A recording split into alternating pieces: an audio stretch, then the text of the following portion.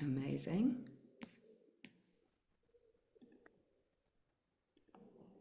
There she is. Hi. Hello. Hello, how are you? I'm fantastic. How are you? I'm good, I'm good. First interview of the day, guys. The media and comms day has officially started. It's so exciting. Okay, so Reagan, we're bang on 45. I love Look it's at next that. We're time. prompt. We're prompt. Okay, so Reagan, do you want to start by just introducing yourself? Tell us who you are, what you do, and who do you work for? Hi, I'm Regan Warner. I'm the executive creative director at McCann London. You'll be hearing from lots of agencies, but we're the best. Just putting that out there. What I do is I manage a department of creatives. And if I could break it down in the simplest terms, we bring stories to life. And what I mean about that is that it's stories about people or product, usually relating to a brand like Xbox or Super Noodles or Just Eat. And obviously, these stories are in different media spaces. And again, what I mean by that is they're on TV, they're in social, out of home, which is those ads you stare at when you're looking at waiting for the bus, and then billboards. But then we do experiences and a lot of other things. It's basically the best job in the world. And I am here today to convince you guys why you need to be part of the advertising world. I love that. Already convinced. I'm super enthusiastic. So This is why you're such a good one to start with. Okay, so you first discovered a career in advertising was possible from watching a Pepsi commercial, isn't that right? So tell us a bit about your journey into the ad industry. let me tell you a story. Okay, it was the 80s, so you guys are all going to judge me, and that's okay. But it was a different time back then. Top Gun had just come out, and there was a commercial about two fighter jets that were flying next to each other. And of course, one flipped over to share a Pepsi with the other. Completely feasible, right? Um, Now, I looked at it because I was young and I'm like, that is cool. Again, the judging can come in here. But what it told me is that like this story was stopping me and making me pay attention. And then my stepmom kind of stepped in and said, do you know people make that? And at that point, I'm like, of course I know people can make that. But from that point on, realized that I could be the person that actually makes that. I could be the person that's coming up with these weird and wonderful stories. And they could be on this platform, which was television was the main media space at the time. And so that to me kind of like switched my thinking. How can I do this? How can I become a storyteller and have the world see my stories? Okay, amazing. And I'm sure that there are people watching who are like, oh, actually, I've never really realized that that's kind of an advertising is something you could do. I mean, everyone's seen a commercial, but have people really thought about it? No. Okay, so and it is clear that you absolutely love what you do. I mean, it's very apparent. Your energy is amazing. So what are the best bits of your job that you still get a kick out of? Um, in simplest terms, I get paid to come up with ideas all day. I mean, I sit around, talk with people, and just make up stuff.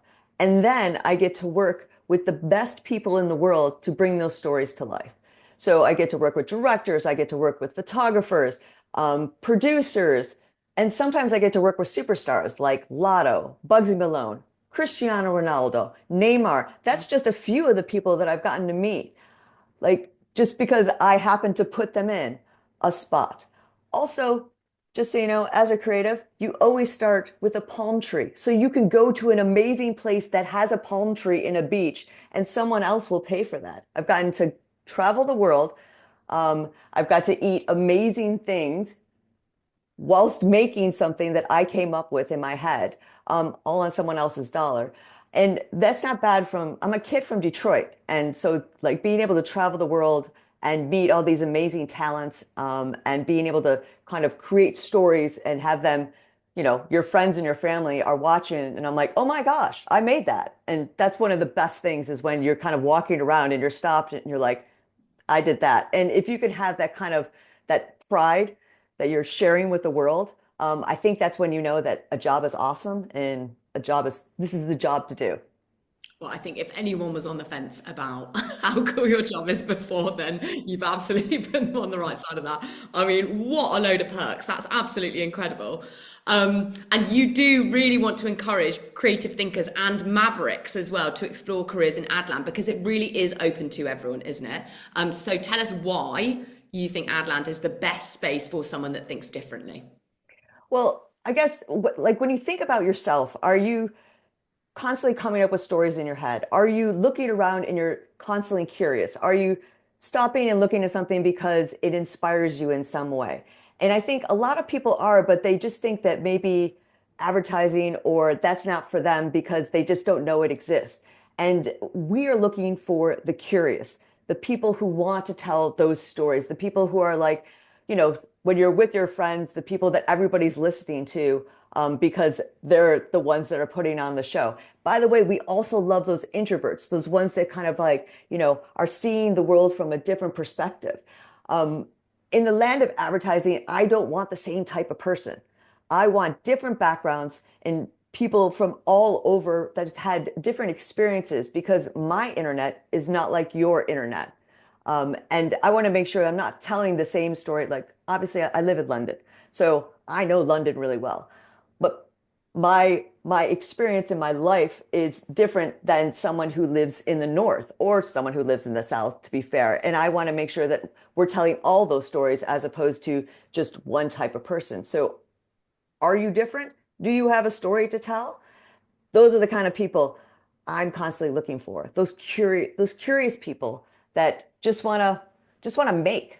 Are you a maker? These are just questions you should ask. Like you'll never get bored in this career ever because you are constantly there's always something new to learn. There's always something new to tell. There's always a new like I learned all about Mazdas when I first started this business. And I didn't know anything about cars. Now I can kind of rattle off a bunch of things about cars because that was just the space I was in and what I was learning at the time.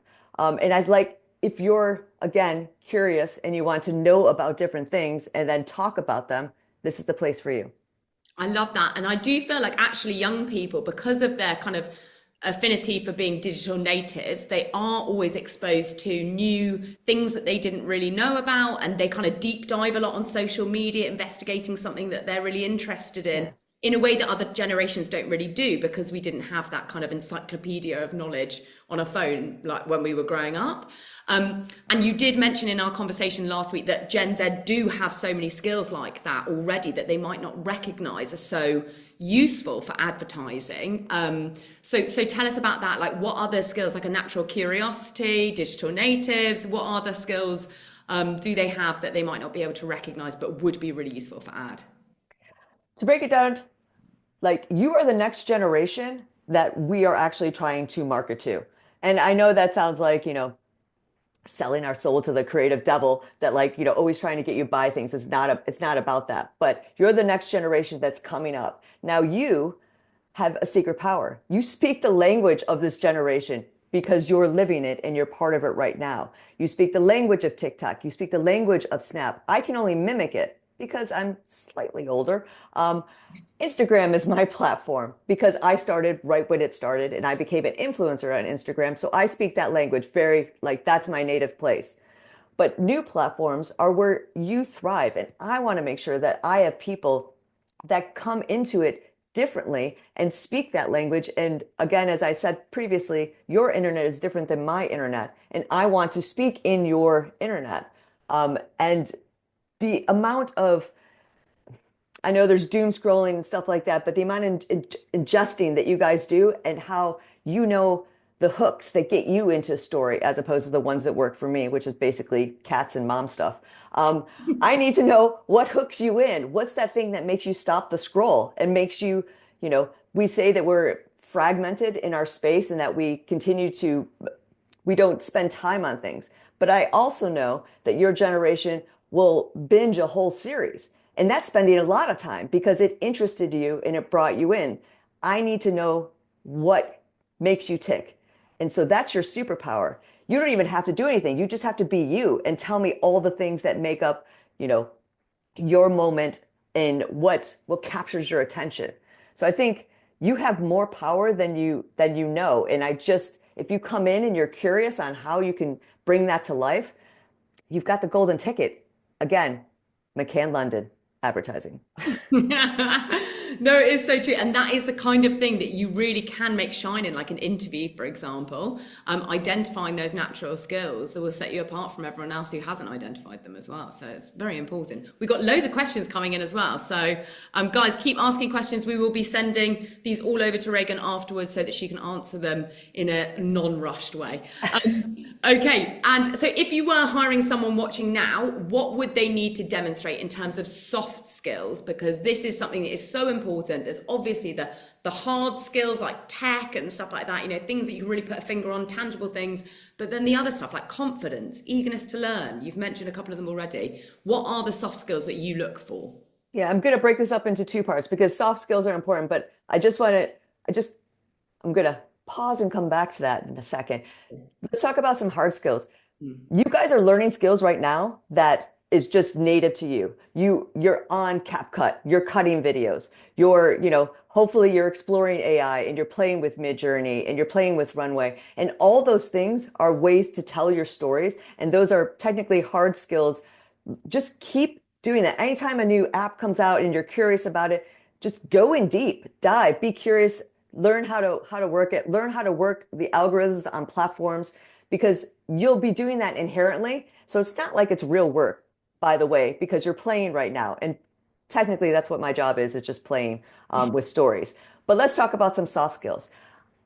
We talk a lot about brand and brand with, like, for instance, like a Dettol or a brand like Smart Water.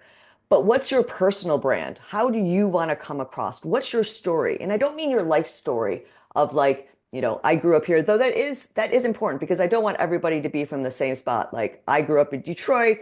I came from a middle class family. So I was different than the people that got into advertising, which a lot of them is a friend of a friend, got in and they were probably more middle class where I was not. But I had a different story to tell. And figure out what your story is. What are you into? What makes you curious? What have you seen that kind of like captured you? That's the kind of stuff I want to know. I want you to be confident, but you need to have a humbleness to that confidence. Like, I think this generation is bold and proud and I love it. But then remember that constant curiosity I keep talking about and that eagerness to learn, because those are like my trigger words, like in the best way possible. When someone goes in and I just want to learn, I want to make, and I'm like, oh yes, come. I will teach you all the things because you do not have to know everything. Don't worry about that.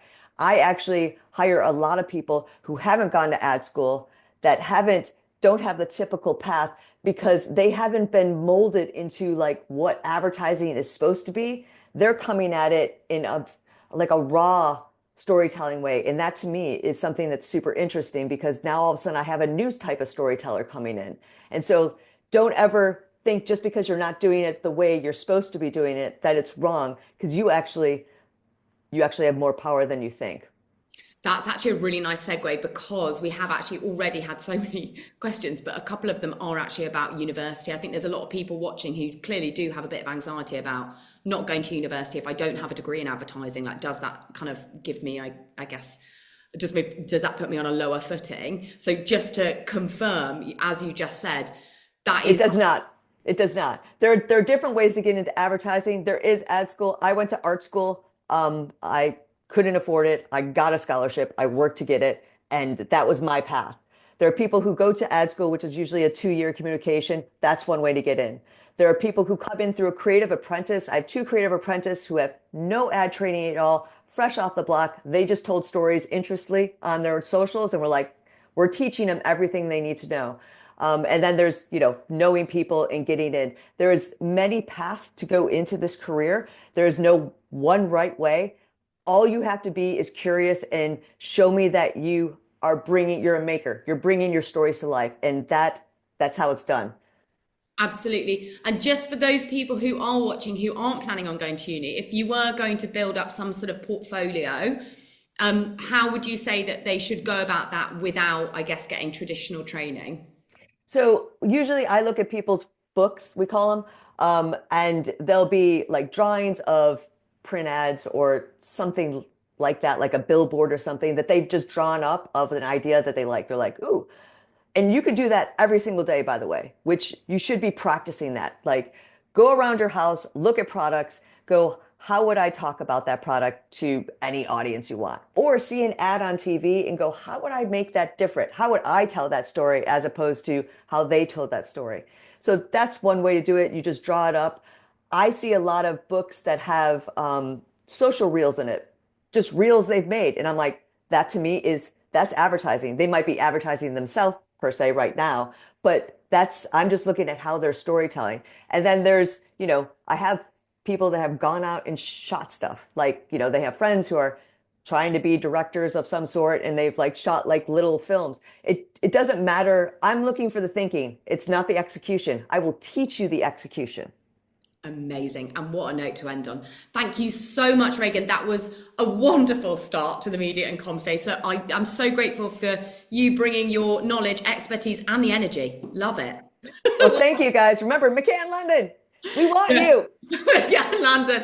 Thank you so much, Regan.